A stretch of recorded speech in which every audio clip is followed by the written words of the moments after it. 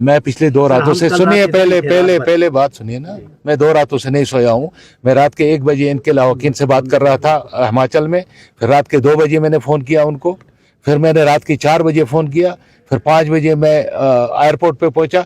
मैं इनकी लाशें लाने की कोशिश कर रहा था। कंपनसेशन मिलेगा और वो एक दिन बाद में मिले कोई बात नहीं है, लेकिन इनकी लाशें पहुंचाना, यहाँ डेड बॉडीज पहुंचाना जरूरी था, जिससे यहाँ के इनके लाहौकीन को तसल्ली हो जाएगी। चाहे कुछ भी पहुंचा, उन्होंने उस पर कंधा रख के रोया और रोने से उनका दिल का गुबार निकल गया। तो बाकी आप फिक्र न कीजिए कि हम इनकी जो एक्सग्रेशिया है वो एक दिन बाद में आ जाए, 2 दिन बाद में आ जाए, उसका कोई नहीं है। हमें पहले लाशें लाने की जरूरत है और मैं इसके पीछे। देखिए, बदकिस्मती की बात है,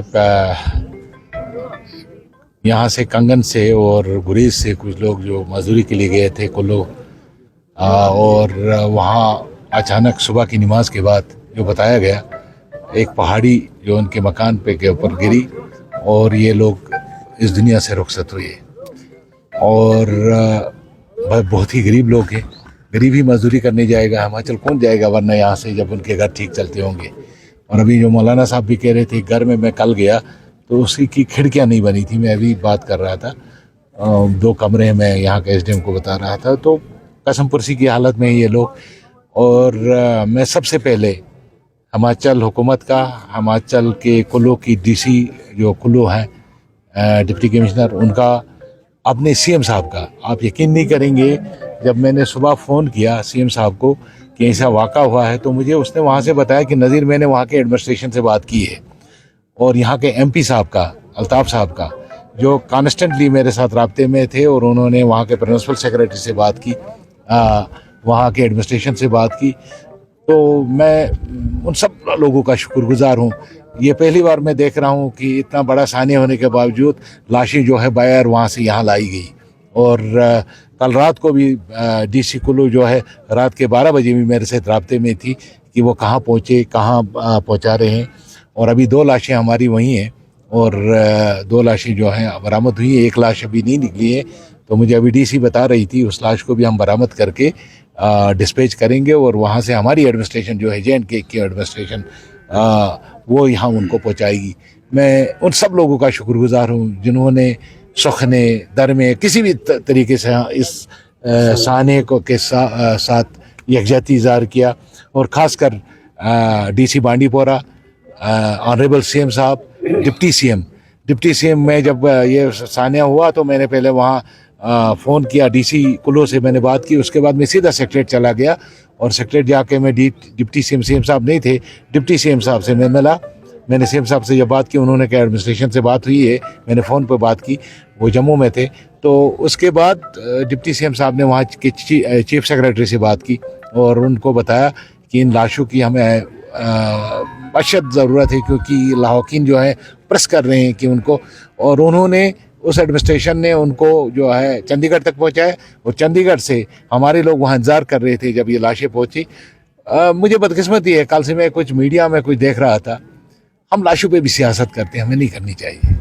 इस इंसानियों में सियासत नहीं करनी चाहिए और इसमें हम सब का दायित्व बनता है कि हम सब मिल के इन लोगों को, जिनके बच्चे इस साने में चले गए हैं, उनकी मदद करें। जैसे मदद करनी चाहिए, सोसाइटी को भी हक बनता है। और एक्स-ग्रेशिया जो है वो गवर्नमेंट से मैं गुजारिश करूंगा और मुझे उम्मीद है कि हमारी एडमिनिस्ट्रेशन प्रॉम्प्ट होगी, जल्दी उनको, इनके एक्स-ग्रेशिया को वागुजार किया जाएगा।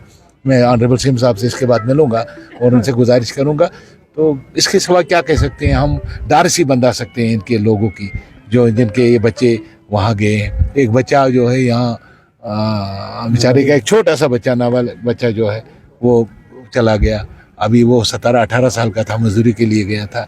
एक बच्चा यहाँ का कंगन का, ये रशीद, क्या नाम है इसका बच्चे का, जो अभी हमने, महराज, और दूसरा सजाद। मैं कल सजाद के बाप से मिला तो मुझे बड़ा अफसोस हुआ उसकी कसम पुरसी देखकर, उनकी हालत देखकर। तो ये सब गरीब बच्चे थे जो अपनी पेट पूजा करने के लिए वहाँ गए थे। और मैं यकीन दिलाता हूँ इनके लाहौकीन को कि पूरी इनकी इमदाद जो है वो मदद की जाएगी गवर्नमेंट की तरफ से और ऑनरेबल सीएम साहब की तरफ से। मैं आपको कितने लोग वहाँ पे थे? और वहाँ पे जब हमने कल बात की, लगभग 30 से ज़्यादा लोग अभी भी स्टक वहाँ हैं। अब जम्मू श्रीनगर हाईवे का भी हाल बदतर है। अगर हिमाचल की बात करें तो वहाँ का हाल भी बदतर है, तो उनको कैसे इवैक्यूएट किया? सही सही है, वहाँ हालात ठीक नहीं है क्योंकि रास्ते सब कटे हुए हैं। बट जो आप कह रहे हो 30, मुझे उसका कोई नहीं है। मुझे जो वहाँ के लोकल एडमिनिस्ट्रेशन ने कहा कि टोटल 7 बंदे जो हैं वो यहाँ के और 2 जो हैं लोकल लोकल वहाँ के 9 की 10 बंदे उसमें गए थे, जिनमें से अभी तक एक लोकल की लाश निकाली, एक औरत की, मुझे जो डीसी बता रही थी कुल्लू, एक लोकल की लाश निकाली और 2 हमारे लोगों को जो वहाँ हैं उनकी लाशें आ गई। तो कुल मिला के ये 6 लोग अभी तक बरामद हुए हैं। उसमें यहाँ का कंगन के सिर्फ गुरेज का जो है एक डेड बॉडी अभी वहाँ निकालनी है। बाकी जो कोपारा के हैं उनकी लाशें भी अभी नहीं निकली है। तो मुझे उम्मीद है कि शाम तक उनका जो है डेड बॉडीज़ आ जाएंगी और उसके बाद हम उनको भी मुंतकिल करने में कामयाब हो जाएंगे। जहाँ तक आप कह रहे हो वहाँ काम पे गए, अभी तक किसी आदमी ने मुझे वहाँ से फ़ोन नहीं किया कि हमें मदद की ज़रूरत है या हम आना चाहते हैं।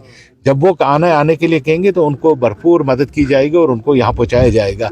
मैं आपको एडमिनिस्ट्रेशन की तरफ से और गवर्नमेंट की तरफ से एश्योर करता हूँ कि अगर वहाँ से कोई आना चाहता है और वो आपको कोई अगर इतला हो तो हम हमारे साथ शेयर कीजिए, हम उनको यहाँ पहुँचा